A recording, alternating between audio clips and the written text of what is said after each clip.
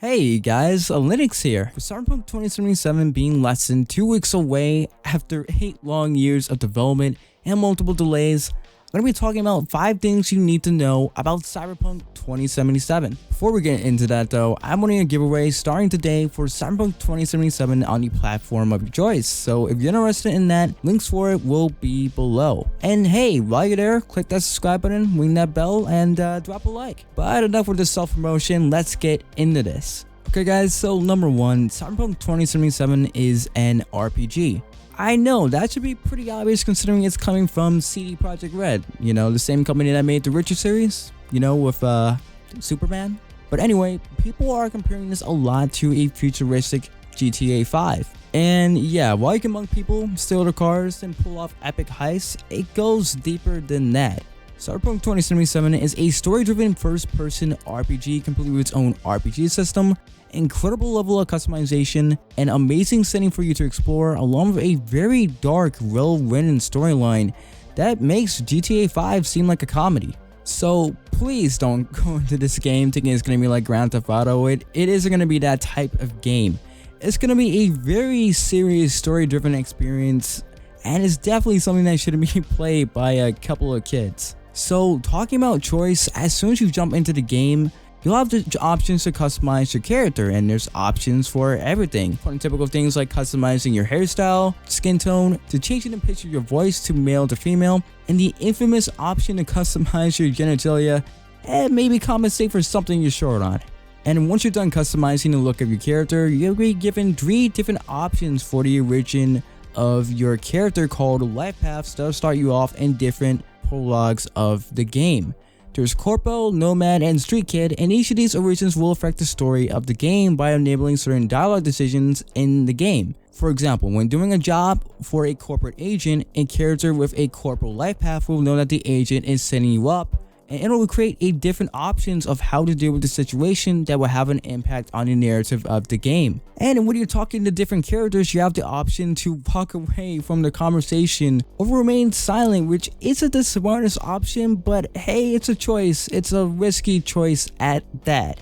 Your life path will also affect the relationships you'll have with certain characters, with some characters acting more positive towards you, even in a romantic way, while others may really hate you based on your life path, and your life path will affect the people you encounter throughout your playthrough of Cyberpunk 2077. The RPG system in Cyberpunk 2077 is very similar to the ones you would see in games like Disco Elysium, Fallout 4, or maybe even Fallout New Vegas. In character creation, when you're customizing your character, you'll encounter an option that offers you points to put into 5 different attributes: body, intelligence, reflexes, technical, and cool. Each of them will have a passive effect on the stats of your character, and they play a big role in the maximum skill level you can achieve with the associated attribute of your character, and then also the max level of your perks. For example, if I want to be the ultimate solo like Morgan Blackman, or maybe just be like John Wick, I'm pretty sure you guys know who that is, I will put 7 points into reflex and start using a rifle to level up my rifle skill like you see here, and the maximum level I could get with the rifle would be 7, the same as the attribute. And the higher your rifle skill is, the more you're able to max out the perks associated with the skill. You'll also be able to boost your stats by wearing some of the virus clothes and armors you'll pick up in Cyberpunk 2077 that range from clothing put together on the fly to military grade clothing you're gonna want to wear in a gunfight. The clothing range from uncommon, rare, and epic gear that you can find or buy from merchants in the game. As far as leveling goes, there are actually 2 different leveling systems in Cyberpunk 2077. You have the standard leveling system where you just go on ahead and earn experience by completing quests, in-game activities, and turning people into scrap metal.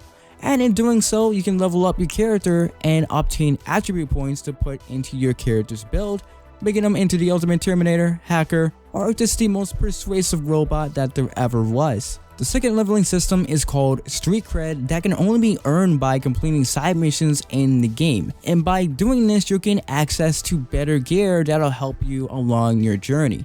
The game will feature 6 different types of weapons: tech weapons, power weapons, smart weapons, melee weapons, cyber rare, and throwables. With tech, power, and smart weapons being the 3 different categories of firearms you use in the game. Tech weapons are weapons that can be charged and shot and can even pierce through cover. Power weapons rounds can ricochet off the ground, allowing you to shoot your targets behind cover. And smart weapons are the most expensive out of the bunch that can shoot self-propelled rounds at your target. And like the clothing and the armor in the game, there are different rarities that range from unusual, rare, epic, legendary, and finally iconic.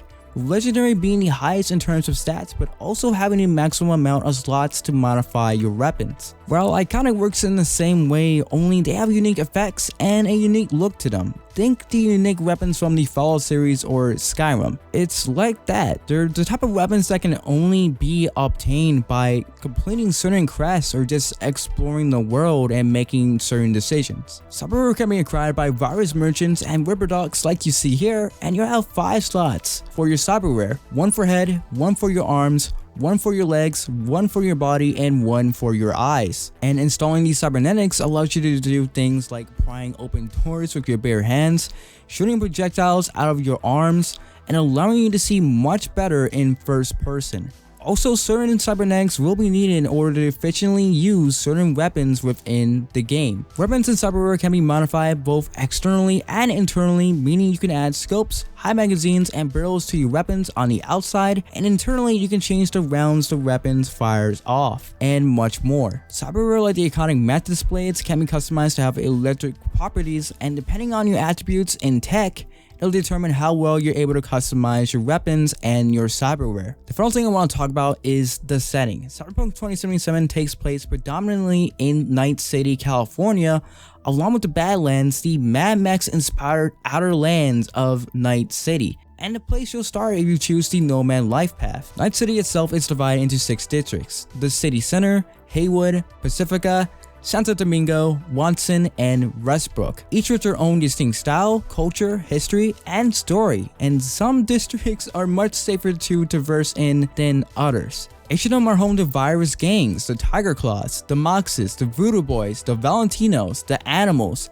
the 6th Street Gang, and the Maelstrom Gang, along with the NCPD, because yes, like GTA, if you cause problems in the wealthier or better off areas, you can expect them to gun you down pretty fast if you cause any trouble. Along with them, you have to worry about the many corporate one mercenaries patrolling the cities like Militech and Arasaka, who will also be hunting you down should you start any type of trouble. The world of Cyberpunk 2077 will also feature activities like drinking and dancing at clubs in the city, the ability to listen to the radio and watch TV to see how your actions are affecting the world, participating in Fight Club, and racing the streets of Night City or the wilds of the Badlands, and much more. Cyberpunk's map isn't as big as The Witcher 3, which had one of the biggest maps among open world games, but Night City is a heavily detailed and dense area that you're able to explore both vertically and horizontally. In fact, it's even implied a certain part of the game might actually take place in space at the Crystal Palace, that we can see in the background right here, which according to the lore was the largest space station built in the Cyberpunk universe. But yeah guys, that was 5 things you need to know about Cyberpunk 2077. I definitely didn't cover everything, but hey, stick around because I will be uploading more videos covering more details until the game's launch on November 17th. So make sure you don't miss it by subscribing if you haven't already. Follow my social medias to stay up to date with my content, and remember to enter in the giveaway to win a free copy of Cyberpunk 2077. Thank you so much for watching, and I'll catch you guys next time.